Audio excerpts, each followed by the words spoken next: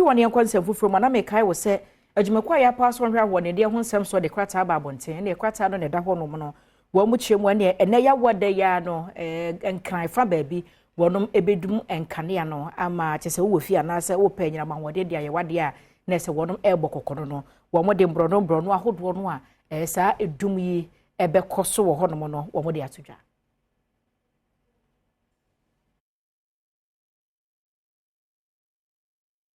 sie ewo mfidi ahodo bi eho ne senti emiame ahodo bi ewo enkran ya ene ya woyi wo mo kanea ebedum wo hwekwan se anopa no nkono de kosi anwumre no nan no ye nsiesie no awie se be ye nyina mohode be sa ba biem ECG adwumaku ekire se beebi bia kanea bedum a ebe ho manfo no adwobrɛw wonfa enche wo mo emiame ahodo a sa wo hawi obehie bi Katamanso Police Land ECG Cashless Paradise Estate Sweden Medical Center among from Ashiye Reservoir, Adom Gate, Ashiye Fulani, Tetegu, White Cross, Sampa Valley, and in Potemu.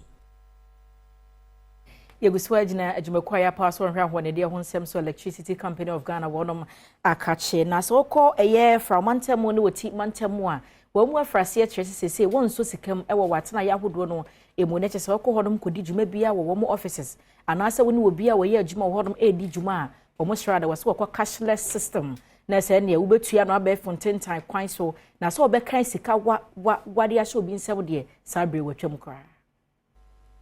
ECG djumadi a wahase eye ewo abe fontentan so ekirese omanfa wo mo ewo denu keta soga kope akache ko beve hohoi pando ja sekan kwanta ene dambai mansiri mu nyina no enya de wodi sika ebekura akwakotua enyina mahode ekabiem agese wo mo eye no abe fontentan so Electricity Company of Ghana sebeye na wondwumadi ebetimi akonkan na wo dane munti ena sesei wahase ya digitalization no ekoso ewo adwuma ekuo no emu woni ase wukura smartphone a wobetimi edi ECG power app no aye adwuma no watimi atua eka wodie sanso ena wukura smartphone nso a wobetimi abo short code *226# na de wo akọ wondwumadi eso no atua woka ewo momoso Volta Regional ECG Public Relation Officer eye Benjamin Entry no wo kyerɛkyerɛ ekwan a wo mo afaso aye ECG power app no ene de obi bɛyɛ a wobetimi edi atua neka.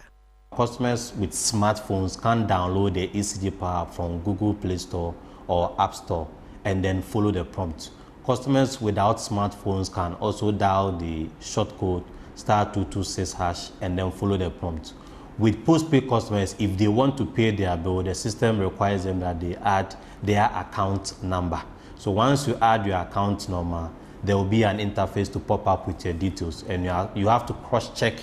those details with what you see on your. Once you verify these details and then these details are correct, you can click that this is correct button and then you follow the prompt and then you pay your bill.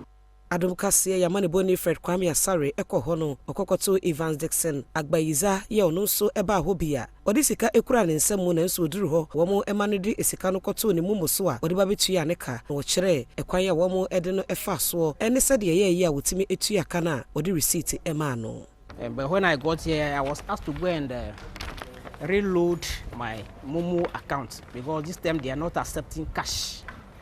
So I went to do that, and when I came back, I was asked, one of the staffs was asked to help me go through the process. So he helped me, and I went through the process, and I was issued with my receipt.